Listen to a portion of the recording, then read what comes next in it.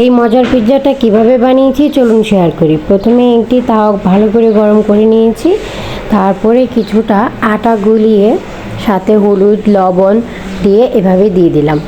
ভালো করে দিয়ে দেব, সমান করে দিয়ে দেব যাতে উঁচু নিচু না থাকে, তাহলে দেখতে ভালো লাগবে, খেতেও ভালো লাগবে, সবগুলো একসাথে মিশে যাবে। এটা দেওয়া হয়ে গেলে আমি একটু ঢাকনা দিয়ে ঢেকে দেব। ঢাকনা হয়ে যাওয়ার পরে এভাবে ফুলে ফুলে উঠবে। এই ফোলাগুলো খুন্তি দিয়ে একটু গুঁতো দিয়ে দিবেন, তাহলে দেখবেন যে আর ফুলবে না। এখন ডিমটা দিয়ে দিচ্ছি, এখানে পেঁয়াজ মরিচ লবণ দিয়ে ডিম মাখিয়ে এভাবে দিয়ে দিলাম। তারপরে আবার ঢাকা দিয়ে দিলাম। দেখুন এই যে এরকম হয়েছে। বারবার ফুলে গেলে এরকম খুন্তি দিয়ে একটু চাপ দিয়ে দিবেন।